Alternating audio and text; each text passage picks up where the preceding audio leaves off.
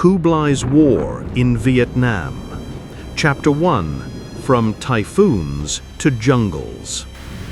The failed invasions of Japan in 1274 and 1281 had drained resources and shaken confidence in the Yuan court. But Kublai's ambitions were undimmed. Trade routes across the South China Sea were thriving, routes that carried spices, pearls, and precious woods. If the Khan could dominate them, his empire would not only recover, but grow richer than any before. The targets were clear: Đại Việt, modern-day North Vietnam, and Champa, the south, including other wealthy port cities of Southeast Asia. Chapter 2. The Seeds of Conflict. Before Kublai's Yuan dynasty, there was the great Mongol Empire, under Kublai's older brother, Kublai Khan. After the Mongols subjugated China's north, their next target was the great Song Empire of the south.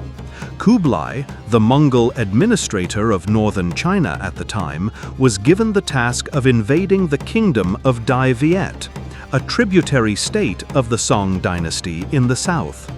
If successful, the Mongols would then be able to invade China from both the north and the south. In 1258, Kublai ordered his general Yuan to invade the kingdom. The Mongols swiftly took the capital, Thang Long, modern-day Hanoi, but the provinces provided stiff resistance under the Trần dynasty rulers. However, to prevent further bloodshed, a diplomatic agreement was accepted. Đại Việt would have a tributary relationship with the Mongols, similar to their arrangement with the Song dynasty. Satisfied with this new agreement, the Mongols proceeded to invade China from the south. But tragedy struck. The Great Khan suddenly passed. It resulted in a civil war between competing claims to the throne, forever fracturing the great Mongol Empire. This upheaval was a welcomed break for the Vietnamese people at the time, because they were left alone, for that time being. Chapter 3. Vietnam defies the Khan. Kublai, the victor of the Civil War, and now the Great Khan, defeated the Song Empire in 1276. He established the new Yuan dynasty of a unified Mongol China. This amassed new power fueled a dream of further expansion. He demanded more tributes and direct control of local affairs from tributary states to support the ambition. But the kingdoms of Đại Việt and Champa resisted, and both kingdoms felt his ire. In 1283, the Mongols under General Sogotu landed in Champa to punish them for disobeying Kublai's order. Expecting a swift victory, they were bogged down, facing fierce guerrilla resistance. The locals burned their villages and destroyed crops to deny the invaders of supplies. Tropical diseases like malaria and dysentery did not help their mission. In 1284, Kublai sent his son, Prince Togun, to command an overland force to assist General Sogotu by way of Đại Việt. But the kingdom refused and detained his envoys. It was enough to bring the full weight of the empire down upon them by the very next year. By mid-1285, the Mongols occupied Thang Long, modern-day Hanoi, but the court had fled, the stores were empty, and the countryside bristled with resistance under Prince Trần Hung Dao.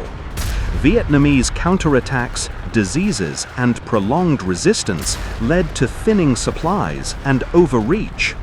The Mongols had finally realized what worked for them in the steppes of Asia didn't work in the jungles of Vietnam. A bloody retreat followed, with Prince Togun narrowly escaping death. Chapter 4. Round 2. Kublai refused to accept defeat. In 1287, he launched another expedition to Vietnam, this time better supplied.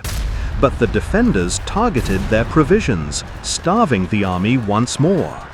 At the Battle of Bac Dung River, the Vietnamese lured the Yuan fleet into a trap. Sharpened stakes hidden beneath the waterline. As the tide receded, the ships were impaled and immobilized, perfect targets for fire and arrows. It was a devastating defeat. Another fleet lost, another humiliation for the great Khan. With anger, he banished his son, Prince Togan, to Yangzhou for this failure. Chapter 5. The Cost of Two Wars. By the late 1280s, both Đại Việt and Champa remained unconquered, their rulers still paying nominal tribute but answering only to themselves. For Kublai, these campaigns were not just military failures, they were bleeding wounds in the empire's prestige, resources, and manpower. The Mongols learned that even the world's mightiest cavalry can't ride through rivers of mud.